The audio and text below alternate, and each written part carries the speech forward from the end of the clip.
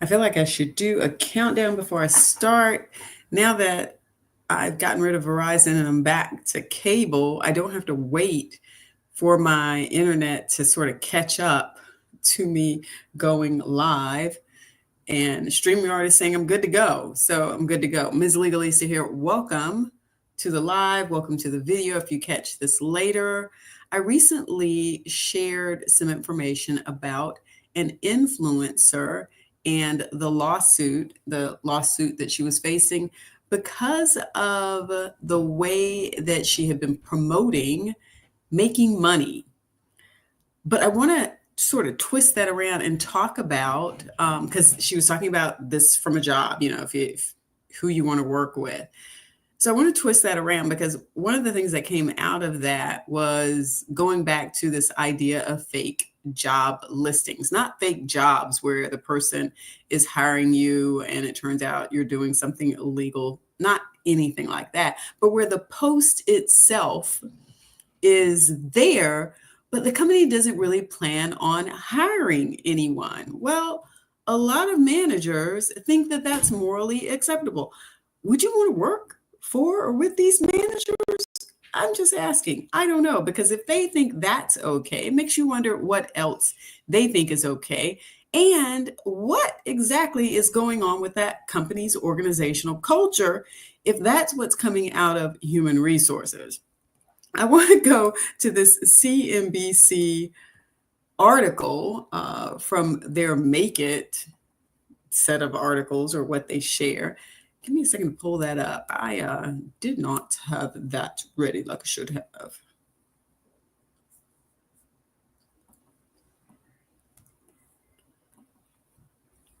And let me scroll back to the top.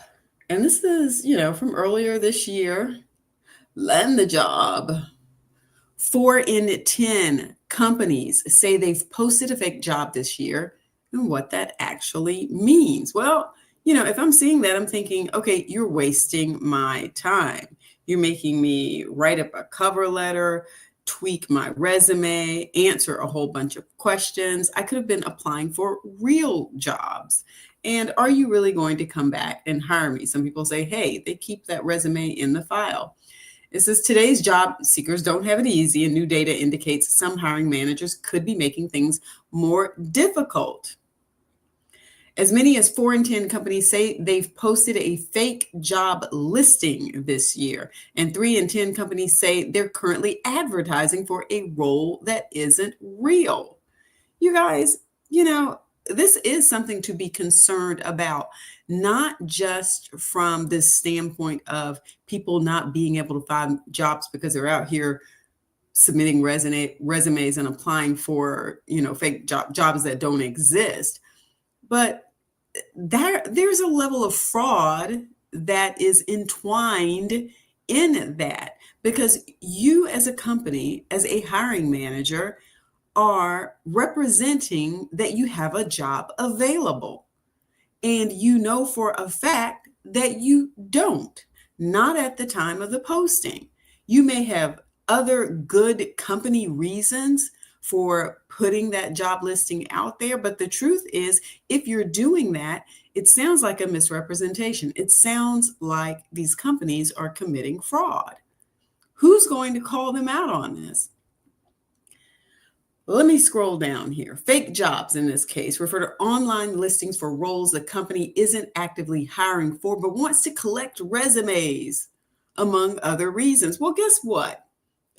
I don't exist to just churn out material just so you can put it in a file and have for later. It really gives you an understanding of the fact that the company that is doing that, the hiring manager that is doing that, does not value you already as a potential employee. Why go work with these people? I get it.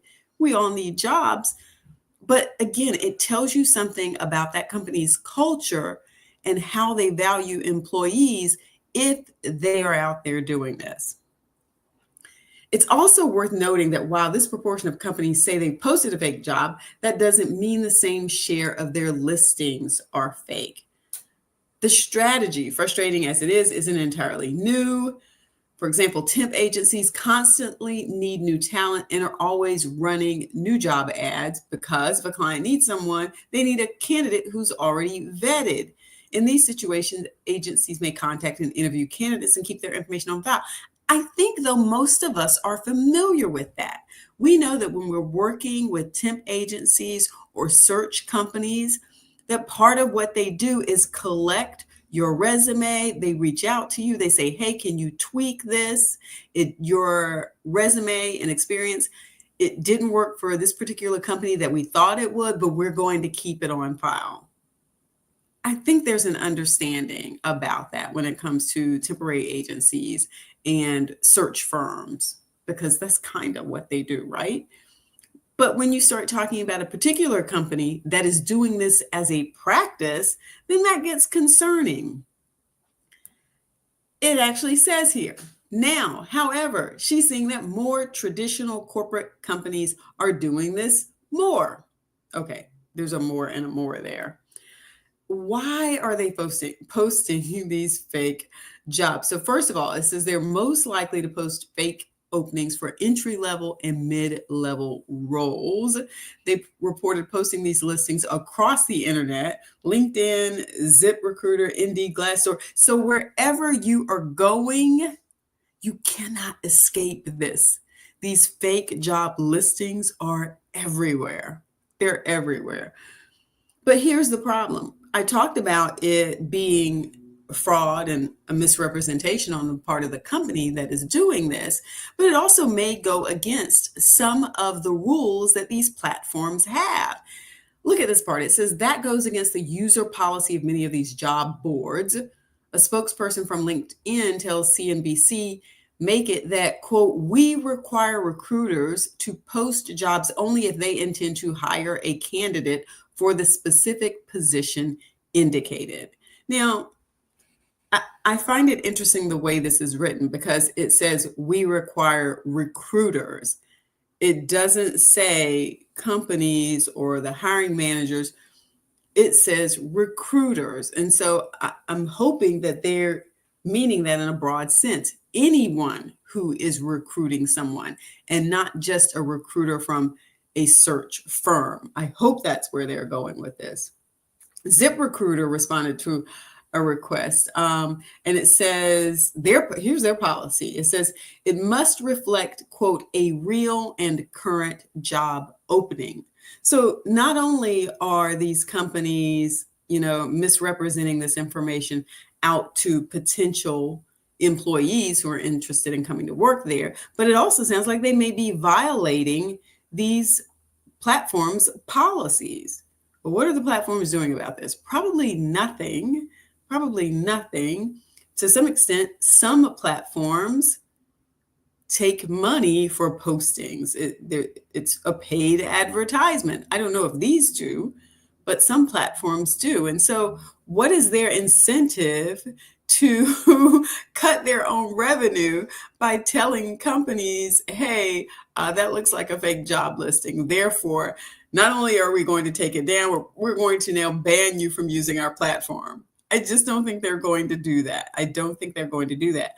I think, though, they need to start holding these companies accountable and really and truly, I don't think it's going to change, though, until you start to have some lawsuits from people who say, hey, this is wrong. And yes, I'm now going to sue you for fraud. We saw some of this in a recent lawsuit that I went over, and I can't even remember which company it was. I want to say it was Wells Fargo, but I could be wrong. So I don't want to do them wrong. Is it still a majority? And here is where I pulled the title from.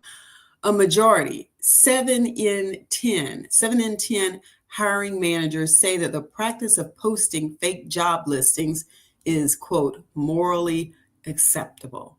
They think it's okay. They think there is absolutely nothing wrong with that. Well, I think somebody needs to introduce them to the law of fraud and misrepresentation, because no, it is not morally acceptable. Here's what they say. Again, you have to understand, this is for their benefit. They do this for their benefit, not yours. It all comes down to, quote, reasons of appearance. Hiring managers say they believe advertising non-existent openings has a positive impact on their revenue by making it appear that their company is growing faster than it is. Again, fraud. Sounds like fraud to me. According to the survey, they believe the practice increases employee morale by making overextended staffers feel their workload will soon be alleviated. Okay, still another misrepresentation. Again, telling me that you don't really value the employees who already work for you. Because instead of understanding that they are, quote, overextended, you put up this fake job listing so that now they think, okay, well, at some point in time, we're going to get to the point where we're going to catch up and I'll be able to breathe again. I'll be able to spend some time with my family, take a couple of days off because I am burnt out. No, look at how much these companies do not care about you as employees if the company is doing this. It says others believe the move boosts productivity by making employees feel like they're replaceable and have to prove themselves against a potential newcomer. Again, employee, ask yourself, is this a company I want to work for? If you're already working for one of these companies, or are you putting together your plan to leave? Because I can imagine that if this is how the organizational culture is within the company, that this is probably not the only thing that they are doing that shows that they don't value you. They do not value you.